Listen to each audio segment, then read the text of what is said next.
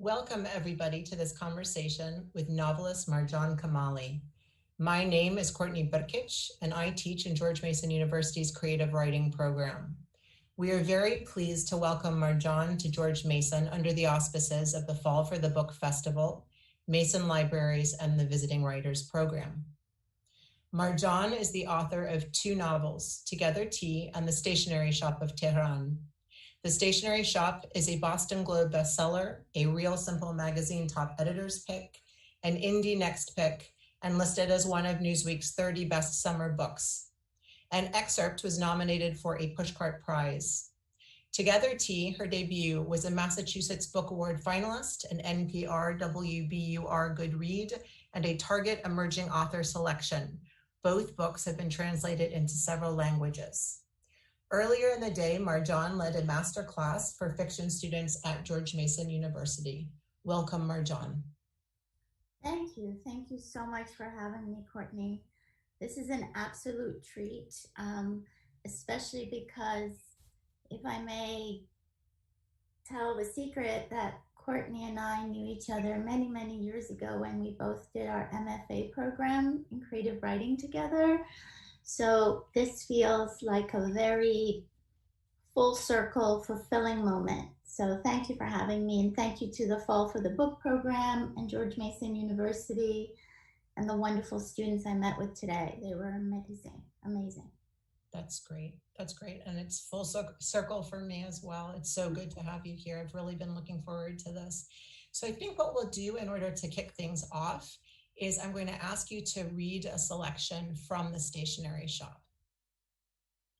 Okay, that sounds really good. I've been thinking about what to read for everybody tonight, and sometimes I like to read right from the beginning, but there's a passage that first introduces the stationery shop to the reader, and it happens actually in chapter 2. So I'm gonna delve in and read and maybe not even give any context because we'll be talking about the book quite a bit tonight. So I think most of this will be cleared up as we have our conversation. But I'll give a tiny bit of anchoring.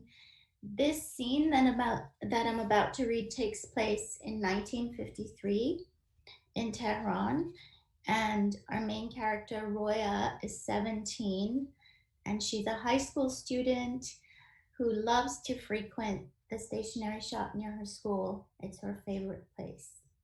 So I'm just going to read a little bit about the stationery shop. Roya's favorite place in all of Tehran was the stationery shop. It was on the corner of Churchill Street and Hafez Avenue, opposite the Russian embassy and right across the street from her school. Roya loved running her fingers over tablets of smooth pages in that shop. She loved the boxes of pencils that smelled like lead and promised knowledge. She could spend an entire afternoon just looking at fountain pens and ink bottles, or flipping through books that spoke of poetry and love and loss.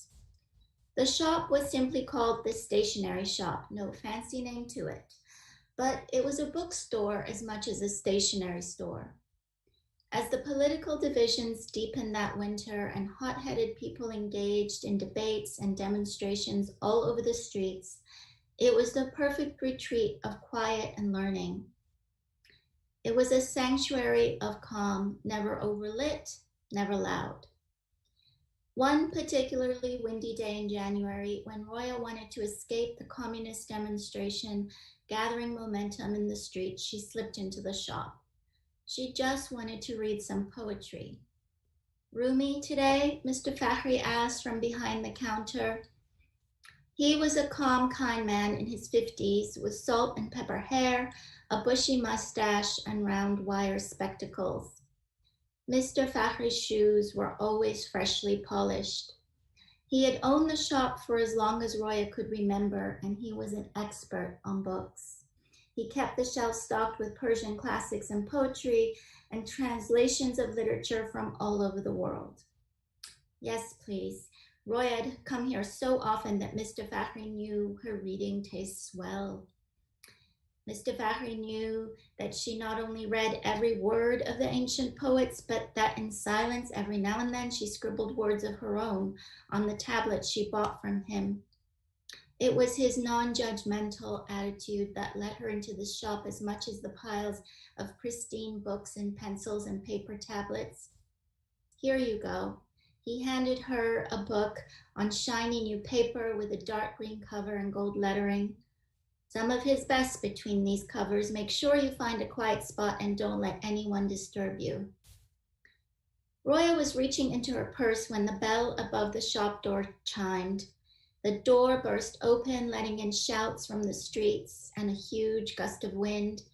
The pages of Rumi ruffled in her hand. A boy her age entered the store in a hurry. He had on a white collared shirt and dark pants. His cheeks were red from the wind. He walked in whistling a tune that was wistful and filled with longing. It was unlike anything she had heard and completely out of place with his stride and confident look.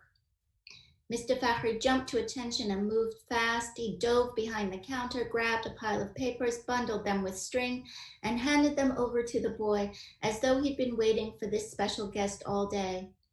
The boy stopped whistling, dug into his pockets, and paid.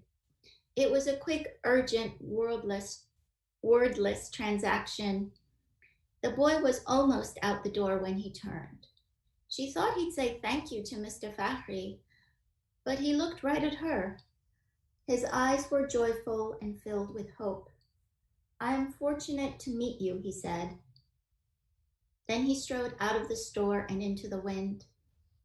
Mr. Fahri and Roya stood silently as the store settled back to normal after the effect of the boy's presence, as though they had ridden in a hot air balloon that was only now landing and deflating. Who was that? Roya asked, feeling, for no reason at all, charged. It was disorienting and confusing to have this excitement surge through her just from the boy's brief visit. That, my dear girl, Mr. Fahri said, is Bahman Aslan. A look of concern crossed his face. He drummed his fingers on the counter. That is the boy who wants to change the world. Roya carefully placed her Rumi book into her satchel. She stared at the doorway. She felt slightly infected, as though she had witnessed something overpowering and surprising, but also deeply personal, something of the inevitable beat of hope and life and energy. She said goodbye to Mr. Fahri in a daze. So that is our first encounter of Roya meeting Bahman. And needless to say, they fall madly in love, head over heels in love, and they're supposed to get married. But on the eve of their wedding, the country breaks out into a coup d'etat and they're separated. And Roya never finds him until 60 years later in Massachusetts in an assisted living center. She goes to visit Bahman Aslan. That was lovely. That was lovely.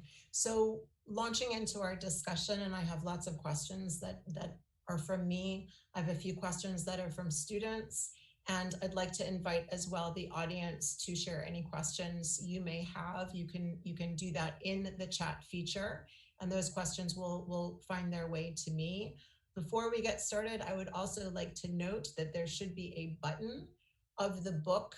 So if you would like to buy a copy of the stationery shop, that should be available and accessible to you from your page, from what you are seeing. So to start things off, and this is a question I had, and this is also something I heard echoed by several of our students. I'm very curious what the inspiration for this book is.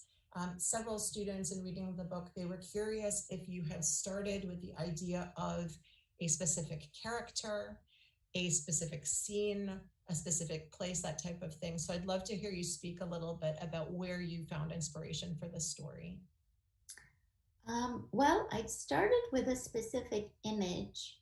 It was an image of a character, but the image came about because of a real life incident So after my first book came out, I was visiting a lot of book clubs and doing readings. And at the end of one book club visit, a woman came up to me and she asked if I would read where she works. And she said she worked at an assisted living center. So I agreed, and I went down to Duxbury, Massachusetts, and I was reading from the book when this elderly gentleman in a wheelchair, he kept calling things out. And to be honest, I didn't know if he was heckling me or cheering me on, but he kept saying these things. And later they'd organized this lovely Persian lunch where we all sat down. There's a lot of food in both books. And we were eating, and he came up to me and he kept saying, I met the Prince of Spain. I traveled with Charles de Gaulle. And he'd go on and on about these things he'd done. And, I kind of listened, but didn't necessarily believe him. And everybody else asked him to not bother the author, that kind of thing. But I did ask him his name. And it wasn't until weeks later when I was with my parents and my dad asked me about book events. And I mentioned this event and this man's name because he had an Iranian name. And my dad thinks he knows every Iranian American. So I said his name, and my father said, oh, he was one of our most decorated dignitaries. He met the Prince of Spain. He traveled with Charles de Gaulle. And I realized everything that man had said was true. And I was very struck by what it would mean to be an elderly person in an assisted living center with a past that nobody believed, or maybe they believed it, but they just weren't that interested. That was the image that was the kernel for the book. I started literally with just that man in a wheelchair looking out the window of Duxton Senior Center, which was my clever disguise for Duxbury. But then as I wrote it, as we all know happens, the book became its own animal, and it was a love story and had nothing to do with a diplomatic past or that man's past. But he was my inspiration. That's lovely. That's really lovely. And yeah, that's amazing. On a related note, so you write, and the section that you read talks about the stationery shop, and I think that you've described it in such a loving and evocative way. And there are two stationery shops in the book. So there is the stationery shop of the 50s in Tehran, and then there is also the stationery shop in the United States that Bahman and his family open. And I was really struck by the way that both of these shops seem to be, they exist out of time, right? And you do these lovely descriptions of the notebooks and the journals and the poetry books and the fountain pen and the beautiful royal colors of the ink and all of those things. And I'm so curious if you had in mind a specific stationery shop, or whether this is in fact something that is more out of time, perhaps something that is more symbolic and metaphorical. I had one in my fantasies. So I love stationery. I think that's probably not too hard to know if you read the book. I adore fountain pens and ink and paper and notebooks. And I'm very old school when I write. I write as though I'm in the 19th century. I write longhand for a lot of the first draft. So I do love stationery shops. And I had gone to stationery shops as a child in Tehran. But the stationery shop I describe in the book is the stuff of my fantasies. It's the shop I would like to visit. And you mentioned there's an echo later in the US, and that is very symbolic for the characters, because that's one of the main characters trying to replicate something that was lost that had great symbolic meaning.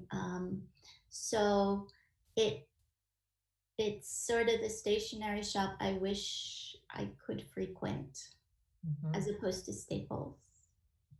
And I think you set that juxtaposition up in a really lovely way, because you do in fact have your characters go to a big box store, and then your character Vroya, she finds this old-fashioned, beautiful stationery shop, and and I was very struck by those descriptions in the original stationery shop, the way that lovers would communicate by leaving letters and notes in books, and often in situations where the couple could not have openly demonstrated affection to each other because they were star-crossed, or the mutual families wouldn't have approved of it, or for whatever reason. And I thought that was a particularly evocative detail in the book. So as we're talking a little bit about, and specifically about this time period where you base really a lot of the meat of the story, and it's a very specific and critical time period. It's 1953, Tehran. So it's just as the coup of Prime Minister Mossadegh is taking place. And this is a democratically elected prime minister. And you are, it really forms the backdrop for the situation in which these two people find themselves, these two young people. And I'm very curious, where you stand on the degree to which you have to necessarily inform or educate a reader who might not understand this context. And the context is so important. I mean, there are very universal themes in the book, but the context, the historical and political context, it is also important. And how you balance that with the storytelling.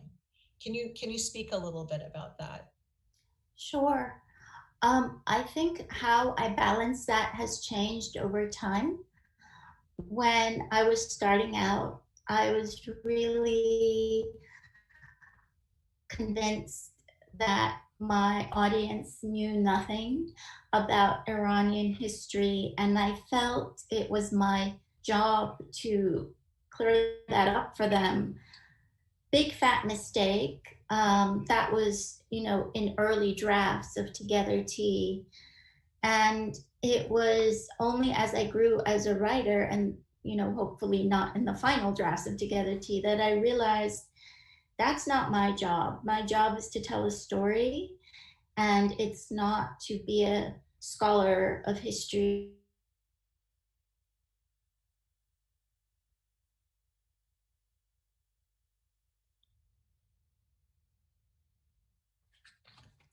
Particular socio-political context of my story, they can look it up and they can garner more information as they need it.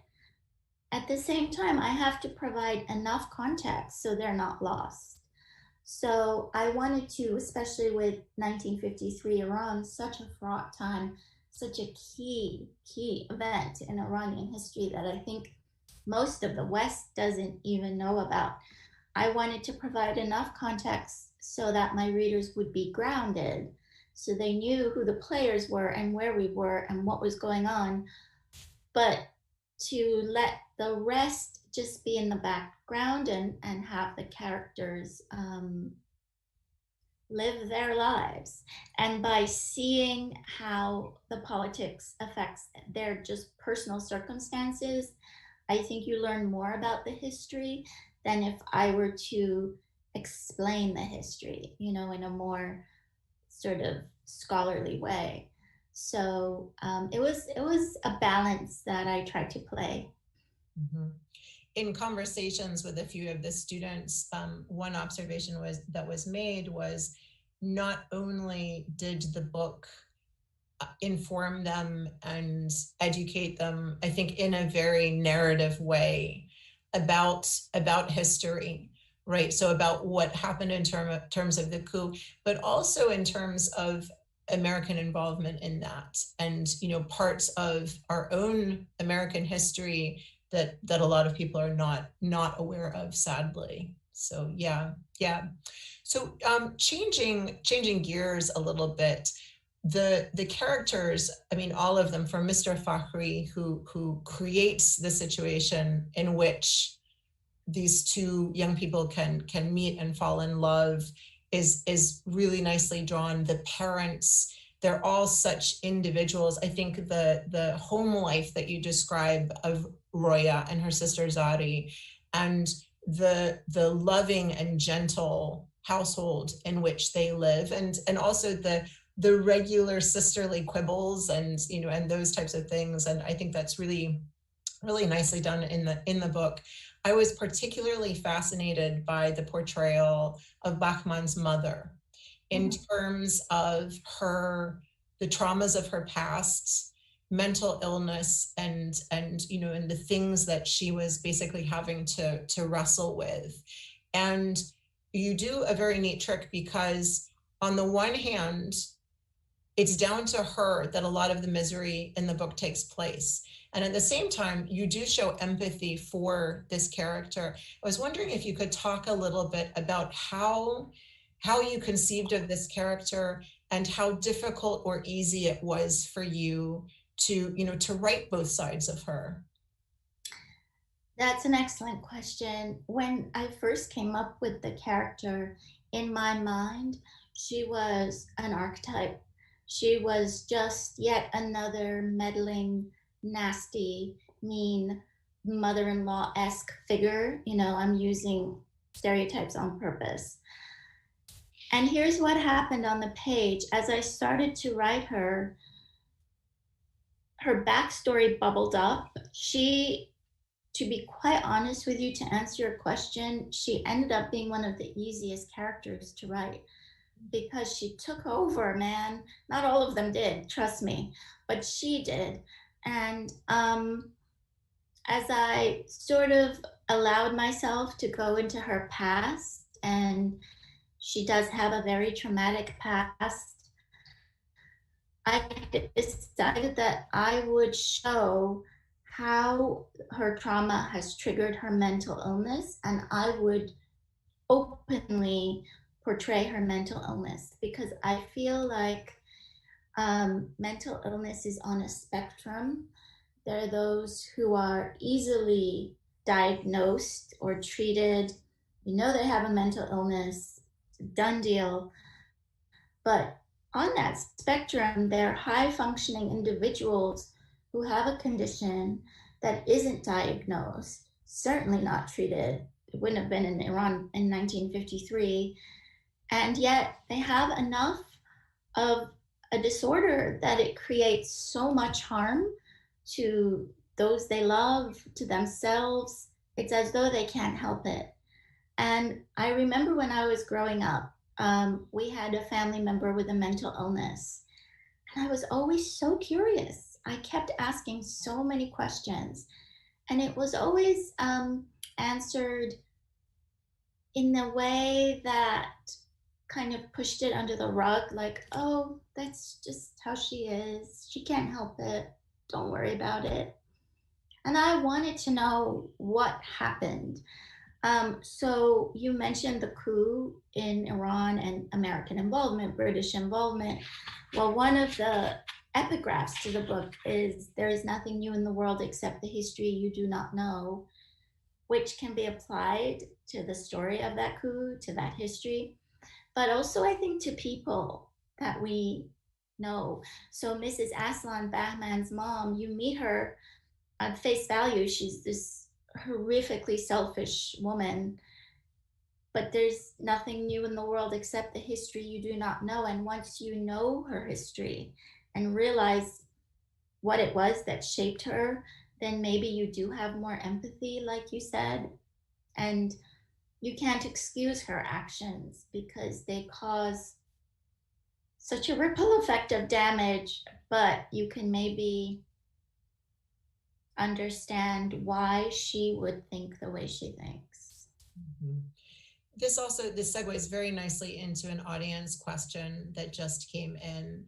And that is, did you have any surprises as you got to know your characters? Did you feel differently towards them by the time you finished writing the novel? Oh, yes. This was one of those books where I was constantly surprised. I went in thinking, I'm going to write about 1953, and I know there's an old man in a wheelchair, so at some point they were young. So much else was a surprise. First of all, Mrs. Aslan herself was a surprise. I didn't think she would play as big a role. I she ended up playing. The other surprises, they're kind of spoilers, but I'll just allude to them. The main character at one point has a baby, and what happens there was a surprise to me. I ended up sobbing my way through that chapter. The way they got separated and the reason they were separated ended up being a surprise to me too. So maybe you could say I had many, many surprises. So it was a process of discovery, it sounds like, as you went along. We're having a few technical difficulties. I think your audio is coming through, but I think, and mine might be doing it as well, but some of the video is freezing up, but we can hear you. And it's sort of in and out. But we hear you, we hear what you're saying. You've talked about writing, you've talked about characters who find themselves living on the hyphen, right? So when we talk about, what we call hyphenated American writers, and which immediately suggests a binary, maybe an either or, and in fact, I think many what are referred to as hyphenated American writers, many of us feel like we don't really firmly exist on either side of that and on the hyphen. Would you talk a little about how that has informed your work, and and what you feel that has sort of how it has shaped you as a writer and how it's shaped your work? Yes, this idea of being a hyphenated writer, by definition, because there's a word on either side of the hyphen, I think the assumption is that both those words belong to you. So in my case, it would be Iranian American. And I think the assumption is that my identity is a combination of the two. And it is, but honestly, my place is on the hyphen, right? So it never feels quite like a combination or either or. It just is its own unique situation that's incredibly difficult to define. But with the writing of the books, the first book was set in Iran and the US. And it's like, okay, got that out of my system. And then I thought it'd be nice to move on. However, I have too many questions of my own about Iran. So I wanted to do a book set in 1953. It forced me to learn about that time period. And now the third one is also going to be in Iran and the US. And I realized, even though when I was writing these books, I was like, I cannot wait to write a book that just takes place in one country.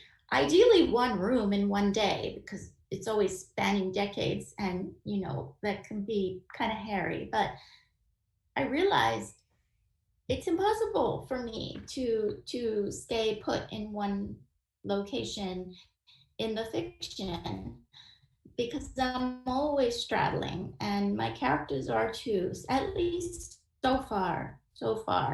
Maybe one day I'll get to, when I get to write about, one person in a tiny town over the course of one day. That'd be nice.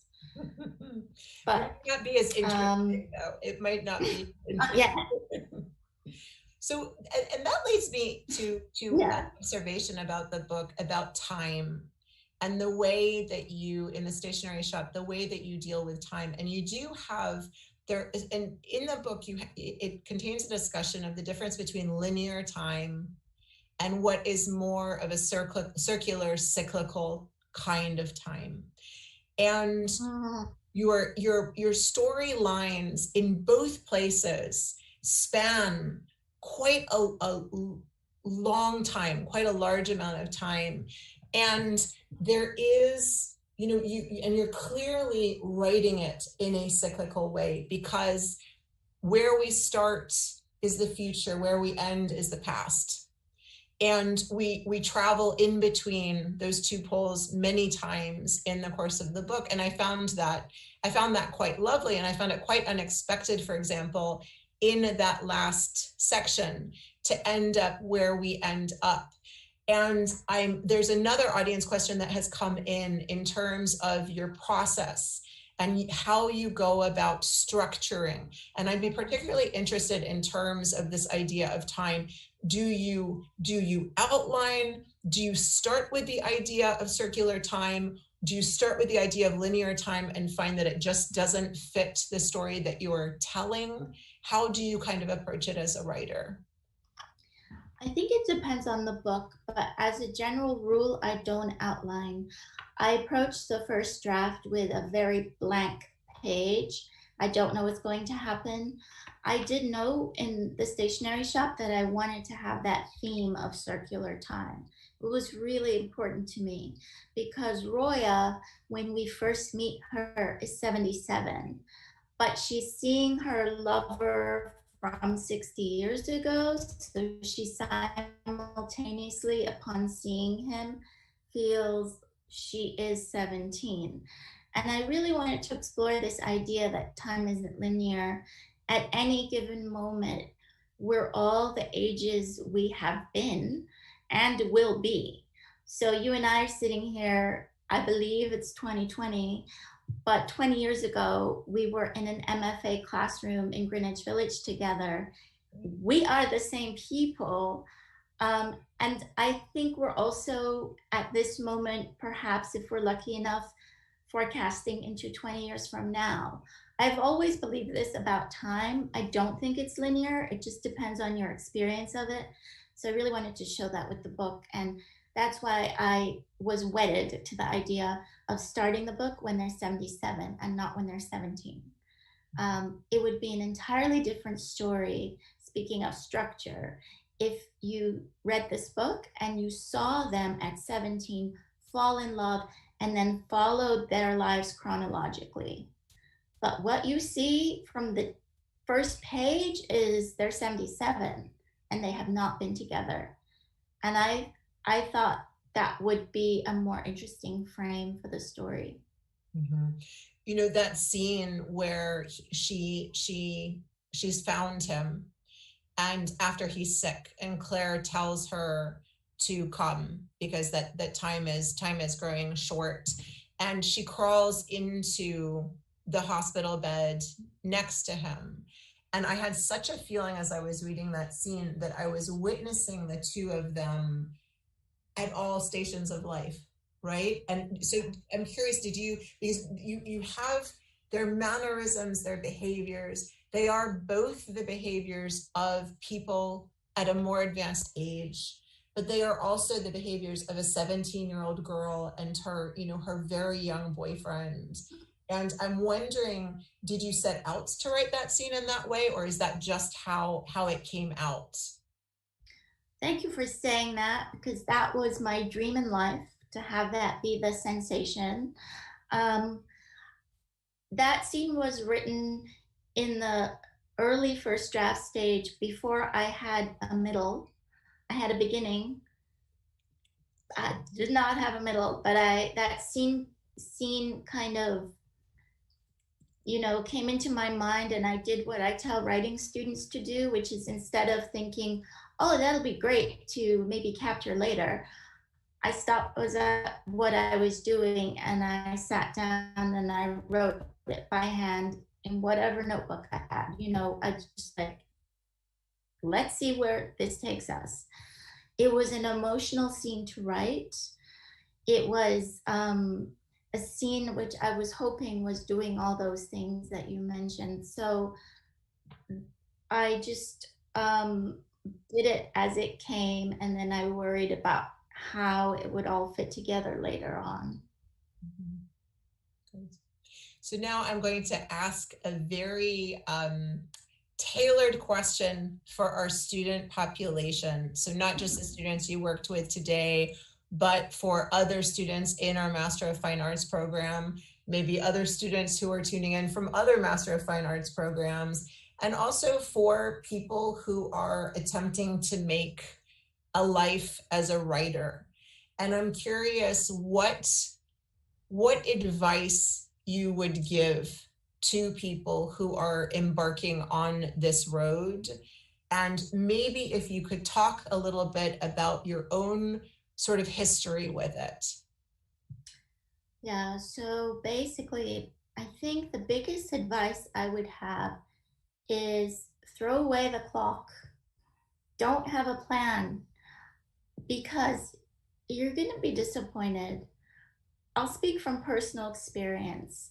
I really, when you and I were together in that MFA program, my goal was to be published by the time I was 30, to have Together Tea published by the time I was 30.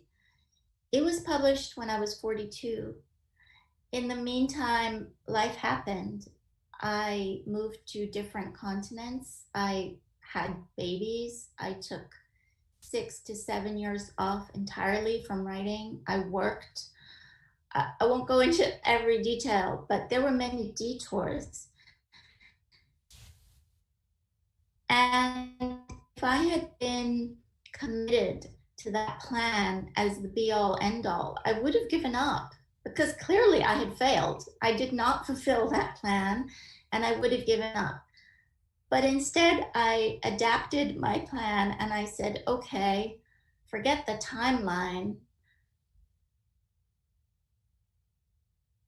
I think maybe just be prepared that things don't go as planned, but to not let that discourage you, that they will eventually happen. It's just like the writing process is full of surprises, as we both know, so is life. So you have no choice but to go with it.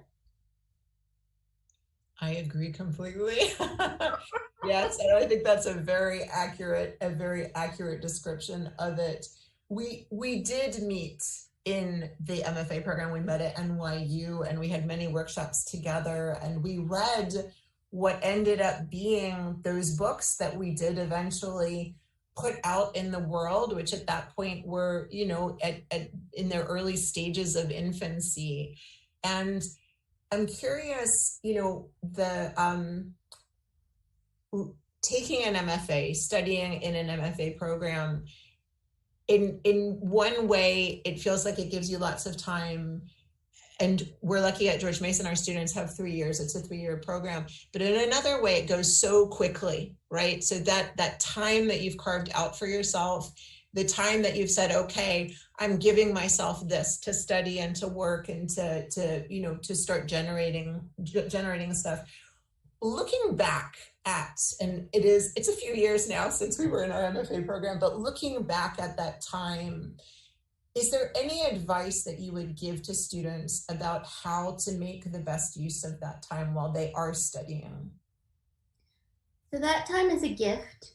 And I know we all go into those programs aware of how special it is because we have carved out the time. I can assure you, the minute I graduated, that time disappeared.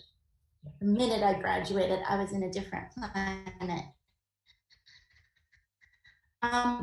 I would say make the most of your relationships in the MFA program above and beyond anything I learned about craft or writing or publishing. What I take away from our time together are the relationships, the friendships between classmates. They become your future colleagues. You go to one another's book events and you watch each other's careers develop. It's very rewarding. And also your professors, because I think back now, we had E.L. Doctorow as our professor. What a gift that was. So cherish the relationships. Don't worry so much about the generation of material, because all of that can really change anyway. And if your MFA experience isn't perfect, that's okay too. I was pregnant twice during our MFA program. Life happens. So you just adjust. Mm-hmm. I think to close, I'm going to ask you one more question that's come in on the audience feed. And that is a question about research. And the book it deals with multiple geographies. It deals with multiple times, eras, periods. And the question is, did you do much research about these various periods? How did you sort of become proficient in writing and talking about them? I did do research. So for the 1953 chapters, I read a lot about 1953 Iran. I read nonfiction books about the coup, newspaper articles. So much has become declassified now that I had access to. I was also in a very privileged position because I knew people who had lived through it. So I interviewed them and I bugged every elderly relative I could. Not all of them wanted to talk to me, but some did. And my father was the most helpful. He gave me details about what people were wearing, what kinds of pastries they were ordering at the cafes, the music they were listening to. All of that was very unique research I had access to. And he's the one, I feel I should say, who told me that when he was a teenager, there was a stationery shop owner who would pass notes in between the pages of books to help Muslims and Christians get together, to help communists and monarchists get together, to just help people whose parents didn't want them to have, a relationship get together. So I was lucky in that sense, but I also did a lot of research. When you write a book like this, you really want to get your facts right, even if you don't end up using them. You need to know what happened. You need to know that information. Absolutely. I think that, I felt when I really felt that I think it was called the Cafe Ganadi. Yes. Cinema Metropole. Yes. And I had such a picture in my mind of that. And it is amazing how we can replicate the landscapes that are given to us in stories. And and I think the pastries, for example, that you describe in the book, and when Roya first encounters an elephant's ear pastry and all of those things. And I was very bemused by a lot of that because just speaking biographically, my father as well, when he recalls the Sarajevo of his childhood, he remembers the movie theaters.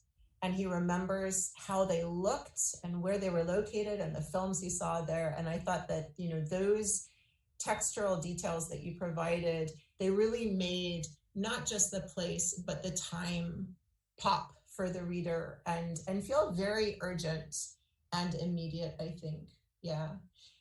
Thank you. Yeah, that was honestly credit to him for sharing those details with me. Very nice. That's great. Marjan, thank you so much for doing this event and for coming and working with our students. I'm thrilled that despite everything being upside down right now in the world, I'm thrilled that we got to host you, that you and I got to speak tonight. Thank you as well to the audience for tuning in and for sending me your questions. And thanks so much, Marjan. Thank you, Courtney, for having me. To see you on Zoom is the next best thing to seeing you in person. But thank you to the whole program and to Fall for the Book and the creative writing program at George Mason. It's been a treat, and I really enjoyed my time today earlier with the students too. So thank you.